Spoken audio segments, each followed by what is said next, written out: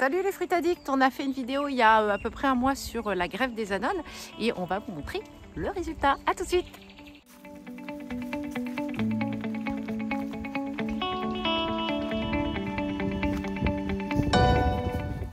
Salut les fruits addicts. Alors aujourd'hui on va vous faire un petit point sur nos greffes, un point de la situation. Je ne sais pas si vous vous souvenez pour ceux qui nous suivent, les greffes d'Atemoya qu'on avait faites, il me semble c'était quand? Regardez la date. Ah ben oui, j'ai la date sur les étiquettes, donc c'est le 30-08, voilà. Et nous sommes le 15-010, donc ça a fait 15 jours. Non, un peu plus. Ah bah non. 08. Ah oui, pardon, un mois et demi. Attends, 08 ou 09? Non, 08, ouais. Un mois et demi.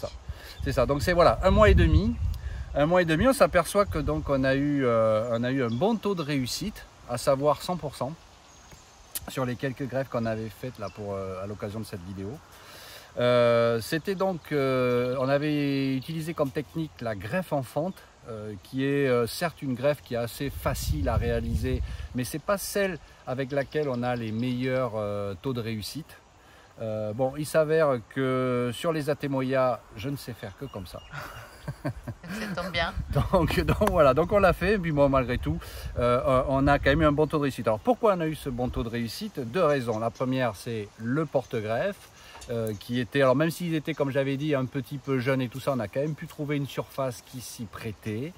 Et ensuite, surtout, le greffon. Le greffon, où c'est qu'on avait là ces yeux là qui étaient prêts à partir en repousse végétative. Voilà, voilà. Donc on était pile poil au bon moment. On sait que pour les anonacées, c'est septembre, octobre. Cette année là, ça avait un petit peu de retard, mais bon voilà. On ne peut pas faire ça n'importe quand dans l'année. Donc c'est pour ça que j'avais dit bon, on prend ces porte-greffes. Ils sont pas encore optimum. Voilà, au moment, c'est pas le stade idéal pour les greffés, mais par contre les greffons le sont.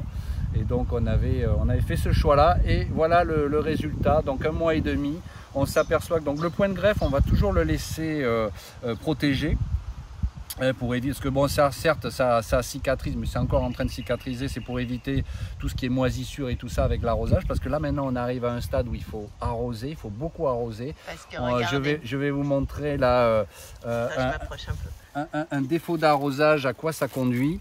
Et ben voilà. Elle était partie. Elle était bien cette greffe, et puis là ce matin on s'est aperçu que ce pot on l'avait un petit peu zappé parce qu'il était encore protégé avec la calotte là. Voilà, et donc ça s'était desséché, et donc résultat il n'a pas trop aimé là, le stress hydrique. Mais bon, là. Ça veut pas dire voilà. qu'elle est morte. Non, ça veut pas dire que c'est mort, mais par contre là il faut rattraper le coup rapidement, il faut re-arroser ça rapidement. Voilà. Sinon les autres c'est super, c'est génial. Voilà, donc là ça va pousser, là c'est en train de pousser dans tous les sens du terme. Et puis d'ici, j'ai envie de dire, d'ici une quinzaine de jours, on sortira ce point de greffe.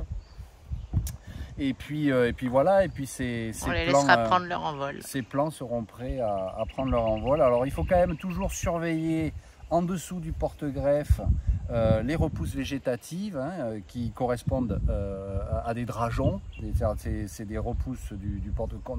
On n'est pas intéressé en fait par le porte-greffe. Donc ça, il faut bien faire attention. Si ça ressort, ce qui peut être parfois le cas, ne pas hésiter à les supprimer. Voilà. Bon, mais voilà ce qu'on peut dire sur ces greffes d'Atemoya. Salut les fruits addicts. À bientôt.